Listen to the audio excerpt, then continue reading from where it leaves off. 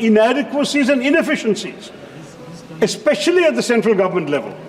Whereas pre-existing bodies with functions not clearly demarcated, overlapping with those of other institutions, have been given statutory recognition, the National Disaster Management Authority, the national linchpin of this Act, remains enslaved to the Ministry of Home Affairs and has no administrative or financial powers of its own, having to route even its minutest decisions through the Home Ministry. A needlessly arduous and time-consuming process. It's also been reported in the media that the NDMA is massively understaffed. I was hoping the Minister would address that in his reply, at least if he's not done so in his introduction. The buck has to stop somewhere, Mr. Chair.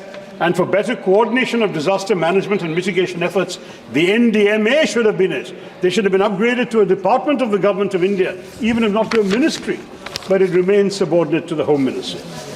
Even the question of its leadership has not been satisfactorily addressed. It's officially chaired by the Prime Minister.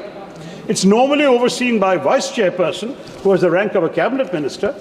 But bafflingly, Clause 3 of this bill says any member of the NDMA is authorized to perform the day-to-day functions of the authority, forgetting that the political heft of a ministerial rank is vital for dealing with states and other ministries and departments of the Union.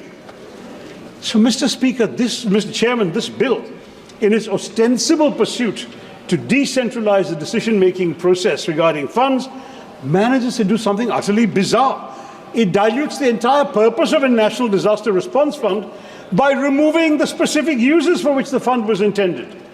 One of the most pressing criticisms of the old Act was the excessive centralization of fund allocation. Many of our states have complained about this, especially when disasters are categorized as severe. The debilitating human cost of such a disaster demands from the centre a sense of urgency, completely absent in the proposed framework. That the centre is bereft of the sense of urgency, let alone of any compassion. It has proved very often, especially when disaster relief funds from the NDRF were casually denied to Tamil Nadu and only disbursed to Karnataka after an inordinate delay. In 2023, when Tamil Nadu and Karnataka found themselves on the brink of catastrophe, they were compelled to move the Supreme Court to access the much-needed NDRF funds. Funds they had a claim to. In Karnataka, and yes, Himachal has been mentioned, others I'm sure will do so. Let me speak of the cases I know. In Karnataka, 196 out of 236 taluks had been officially designated as severely drought-affected by the Interministerial Central Team, and the subcommittee of the National Executive Committee recommended financial aid for the state, but despite this, the state, Congress ruled, I admit, had to wait over 6 months to receive the funds, long after the prescribed 1-month period following the IMCT report. This deplorable delay deprived the state of essential resources to protect its citizens and frankly violated their fundamental right to life of the people of Karnataka. Tamil Nadu suffered a similar fate as well, especially in the aftermath of Cyclone Michaung, when there was a complete dearth of necessary funds and the central government was indifferent. Now, while we in Kerala had long been demanding that the Wayanad landslide be declared a national disaster, this request was dismissed in a letter to me by the MOS Home on 10th November, claiming there were sufficient funds in the State Disaster Relief Fund. The justification provided was that existing guidelines on the SDRF and NDRF offer no provisions for such a declaration. The lack of financial aid from the NDRF, under the perversely misguided assumption that the SDRF would suffice, has left us in an unenviable position, sir. With no interim aid forthcoming, Kerala has been left with no option but to insist on the declaration of a landslide as a level 3 disaster, which will at least allow for the mobilization of some resources and support. But many of us had raised this much earlier. No sooner had the landslides ravaged Wayanad, I wrote to the Honourable Home Minister on the 31st of July, requesting him to recognise this monumental cataclysm as a calamity of severe nature in terms of paragraph 8.1 of the MP Lads guidelines. So we could have all helped at that time. We could have recommended works up to 1 crore, I beg your pardon, from MP Lads funds. But the request was ignored. The Minister of State wrote to me in early November to tell me that the Interministerial Central Team, IMCT, had visited Wayanad from the 8th to 10th of August, and the central government would take action based on its request. August, sir. they're supposed to take action within 1 month according to the existing Act. To this date, no action has been taken, and no additional funds have been arranged for Wayanad. How can we accept this? Now, this bill, Mr. Chairman, is an excellent case of minimum decentralization, maximum declamation, at which, of course, this government excels. Indeed, even one of the bill's better provisions is undermined by the government's refusal to walk the talk. I refer to the creation of separate urban disaster management authorities in state capitals and cities with municipal corporations, except Delhi and Chandigarh. This has been introduced to foster greater coordination than what is possible under the disaster management authorities in our big urban centres. But even while it takes a step which otherwise I would have applauded, the centre fails to provide for any necessary financial devolution, without which this measure will be toothless, sir. While the government appears to have recognized that district administrations across India should tackle emerging threats on their own terms and in line with local conditions, it has overlooked the dismal fact that in our country the total municipal expenditure accounts for barely 0.79% of GDP. Paise kahan hai? Given that this bill focuses on disaster risk reduction rather than post-disaster management, it's crucial that the government realize that urban local bodies need to be financially empowered, as in other countries, to amass resources to institute, equip and run urban disaster management authorities and discharge their risk reduction obligations to the letter. For risk reduction activities to be conducted at the local level, the creation of infrastructure that bolsters the vitality and vigor of urban local bodies is vital. But this bill is silent on the issue, offering no real resources to revitalize India's urban local bodies. Now, this creation of these bodies could have been a good step towards sustainable urban spaces, but it will be useless without effective devolution of finances and authority, Mr. Minister. This needs to be amended, this half-baked provision.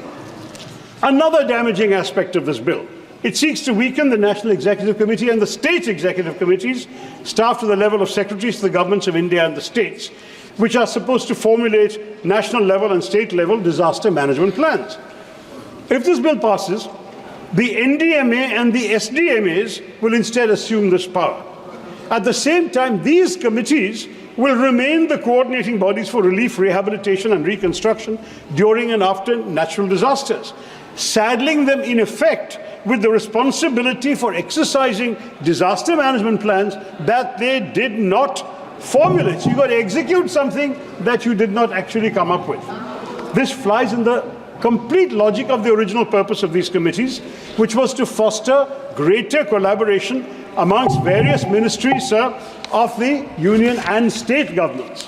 Federalism, cooperative federalism. Where is the cooperative federalism here? So the bill's major weakness has throughout been its inability to innovate on institutional mechanisms to deal with disaster risk. Although it achieves coordination for greater risk management, it offers no clarity on how to achieve such coordination in practice amongst a wide range of institutions, split both vertically and horizontally, and including non-government, private and civil society elements. By the way, Mr. Chairman, and the Minister has not noted this, disaster relief, rehabilitation and reconstruction is still not a justiciable right in India. The Indian state has for far too long undertaken relief measures as an obligation, not a duty. It must discharge that duty in fulfillment of its citizens' inviolable rights. This has been an issue for years, but the bill would have been an opportunity to fix it, because we are learning lessons from what hasn't worked in the earlier version. You have instead squandered it, Mr. Minister. You will, of course, carry out relief assistance up to your whims, your political expediencies. You may provide ex gratia compensation. You may provide relief items, compensation for destruction of houses, etc., destruction of boats, fishing equipment, farming equipment, etc. But all of this will vary from place to place, and it must change. Disaster relief must be a fundamental right of all Indian citizens. It's also important, so one important negative factor of this bill that testifies to its lack of imagination, creativity, and reluctance to accept the bleak realities of our environment. On 25th of July, the Honourable Minister of State for Science and Technology and Earth Sciences told this House, sir, that the government has no plans to classify coastal erosion or heat waves as notified disasters under the Disaster Management Act 2005. Now, this is crazy. We need to expand the list of notified disasters given our own experience since the Act was passed in 2005. To this day, the disasters eligible for assistance under the NDRF remain limited to cyclones, floods, droughts, earthquakes, landslides, and so on. Coastal erosion and heat waves are conspicuously absent. This narrow, outdated definition of disaster stands in contrast to the growing global consensus that recognizes coastal erosion and heat waves as climate-related disasters. The devastating impacts of these calamities on ecosystems, on human health, are no longer matters of debate, sir. My own constituency has lost 65 square kilometers to coastal erosion since I became the MP. I've said in this House and in a letter to the Prime Minister, if we had lost 1 inch to the Chinese, we would have made it a national issue. We have lost 65 kilometers to natural disasters. We don't seem to care. I'm sorry, sir. According to the All India Meteorological Department, 2024 has witnessed already a staggering 536 heat wave days, the highest in nearly 14 years, and between 2013 and 2022, heat waves and sunstrokes claimed more than 10,000 lives. And yet, the government obstinately refuses to acknowledge this disaster looming over us. The Disaster Management Act was passed over 19 years ago. It might not have anticipated that climate change would get so bad and that coastal erosion and heat waves would transmogrify into such a formidable challenge in the future. But why not this bill? If this bill has learned any lessons in the last 19 years, they should show them here. Why could it not devise a mechanism to grapple with this burgeoning crisis? Though the Disaster Management Act's definition of a disaster is actually broad enough to encompass climate-induced events, its statutory list remains static and unimaginative. It obstinately ignores the realities that our citizens are enduring, sir. This is a dangerous oversight, as the impacts of such events, widespread loss of life, destruction of livelihoods, are no less severe than the devastation wrought by floods or earthquakes. In failing to adapt, we risk exposure to avoidable calamities. The government demonstrates its indifference to the plight of those numerous Indians who perished because of heat stroke or lost their homes and livelihoods to coastal erosion. Therefore, the NDMA needs to enhance its capacity to prevent climate change from becoming disasters, such as unprecedented landslides in Wayanad's case, heat waves and storms. Let's not forget, sir, that amongst the primary contributors to the Wayanad calamity were a host of issues, not just excessive rainfall, as the Home Minister mentioned.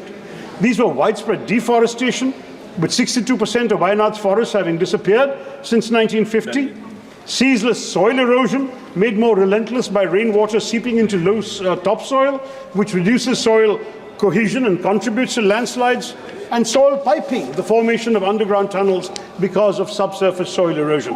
I won't go on, sir, but the fact I want to say very simply is that climate change is worsening the situation, especially with more flash floods and landslips being triggered by merciless, ruthless monsoons.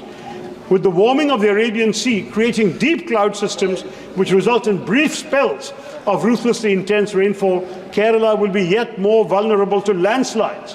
We must take stock of these facts, uncomfortable though they may be, and seek to confront them head on, Mr. Chair. Sir.